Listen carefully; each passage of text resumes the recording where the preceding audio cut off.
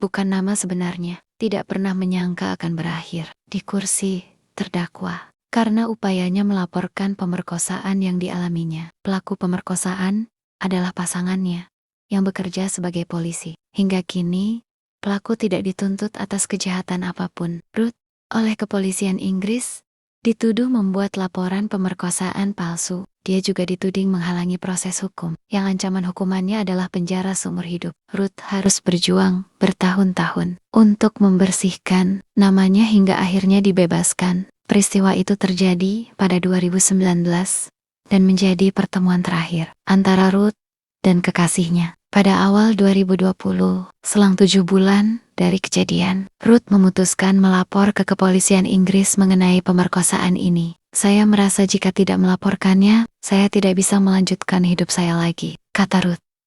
Namun, laporan tersebut berbalik menyerangnya. Menurut lembaga penuntutan di Kerajaan Bersatu UK, yakni Crown Prosecution Service, jumlah orang yang dituntut karena membuat klaim pemerkosaan palsu sangat kecil setiap tahunnya. Data resmi CPS terbaru yang diambil terakhir pada periode 2011 to 2012 menunjukkan ada 5.651 kasus penuntutan pemerkosaan di Inggris dan Wales. Sedikit jumlah kasus penuntutan atas tuduhan pemerkosaan palsu tercatat 35 perkara. Pembaharuan pedoman CPS pada periode tersebut ditengarai menyebabkan penurunan kasus penuntutan pemerkosaan palsu. Tuduhan soal aduan pemerkosaan palsu berakibat orang yang dituduh akan menghabiskan waktu di sel polisi atau penjara sebelum persidangan. Jika kemudian mereka didakwa, nama mereka biasanya akan dipublikasikan. Bahkan mereka yang dibebaskan karena tuduhan pemerkosaan palsu juga dapat menghadapi stigma.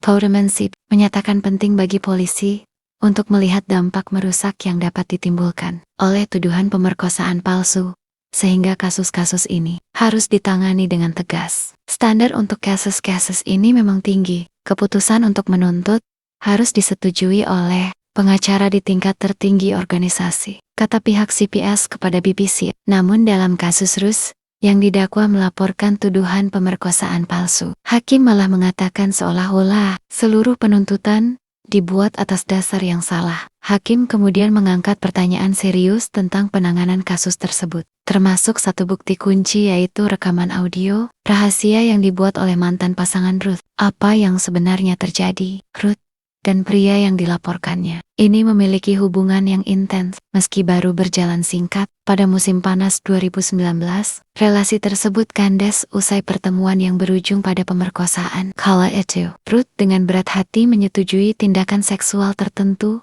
dengan 2 syarat. Salah satu syaratnya adalah pasangannya harus berhenti jika dia mengatakan itu menyakitkan selama hubungan seksual berlangsung. Ruth kemudian secara eksplisit menarik persetujuannya. Sungguh menyakitkan, katanya. Akan tetapi, pasangannya tidak berhenti. Setelah itu, keduanya bertengkar. Pasangannya berkata hubungan mereka sudah berakhir. Pasca kejadian tersebut, Ruth merasa kesakitan sehingga pergi ke dokter umum yang kemudian merujuknya ke rumah sakit untuk tes swab dan pemeriksaan. Ia pun meyakini dirinya telah diperkosa. Semula, saya memilih tidak akan melaporkannya karena dia adalah seorang polisi. Kenengnya, ia mencoba melupakan apa yang terjadi. Namun, ia mengalami kesulitan dalam hubungan intim. Saat menjalani hubungan baru, beberapa bulan kemudian, ia pun memutuskan untuk mengajukan laporan pemerkosaan ke kepolisian Warwickshire. Mantan pasangannya yang merupakan seorang polisi dari kepolisian West Midlands ditangkap dan diinterogasi. Dalam pemeriksaannya, ia membantah telah memperkosa Ruth. Sebagai bukti bahwa hubungan seksual tersebut dilakukan dengan persetujuan, dia memutar rekaman audio yang dia rekam secara rahasia di ponselnya selama hubungan seksual. Menurut dia, rekaman itu membuktikan bahwa Ruth berbohong. Petugas kepolisian Warwickshire yang menyelidiki kasus tersebut setuju dengannya. Bahkan para polisi ini menyebut dapat mendengar Ruth tertawa dan menyetujui. 6 minggu berlalu, Kepolisian Warwickshire menyatakan tidak akan mengambil tindakan lebih lanjut terhadap mantan pasangannya.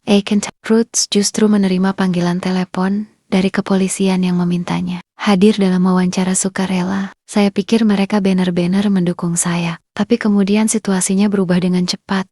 Katanya, mereka mengatakan, saya adalah perempuan yang ditolak. Dia tidak menginginkan saya. Jadi, saya menuduhnya melakukan pemerkosaan. Dalam wawancara dengan kepolisian, Ruth mengetahui tentang rekaman audio rahasia mantan pasangannya. Pada November tahun 2020, 9 bulan setelah mengajukan tuduhannya, Ruth didakwa dengan tuduhan menghalangi proses hukum.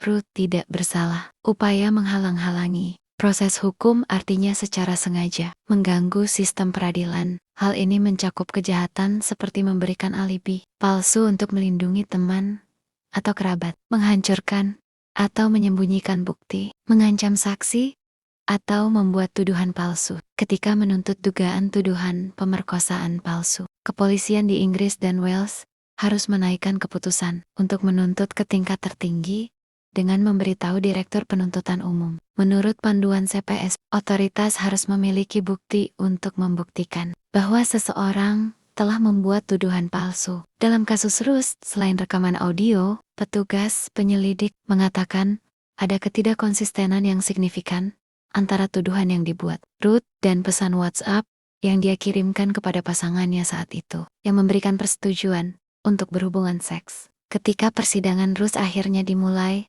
pada April tahun 2023, pengacara penuntut memberitahu pengadilan bahwa rekaman dan pesan, serta perilakunya sebelum dan setelah insiden tersebut, merupakan bukti bahwa Ruth telah berbohong. Mereka merujuk pada transkrip rekaman, tetapi memilih tidak memutar rekaman audio kepada juri. Namun, pengacara Ruth, Sophie Murray, memutarnya. Melanjutkan dakwaan pemerkosaan dan keputusan adalah untuk menutup kasus tersebut. Kepolisian juga mengklaim korban tetap diinformasikan sepanjang proses tinjauan dan berkata, menangani semua laporan pemerkosaan dengan sangat serius dan melakukan segala upaya untuk mendukung korban pemerkosaan, serta mengalokasikan lebih banyak sumber daya untuk menangani tuduhan pemerkosaan mengenai tersangka dalam penyelidikan pemerkosaan yang merupakan petugas polisi yang masih bertugas. Diklaim tidak mempengaruhi penyelidikan dan justru menimbulkan tingkat pengawasan tambahan, tertulis dalam pernyataan kepolisian. Capleton West Midlands, yang merupakan tempat mantan pasangan Ruth bertugas, berkata bahwa penyelidikan terkait perilaku dilakukan setelah persidangan Ruth.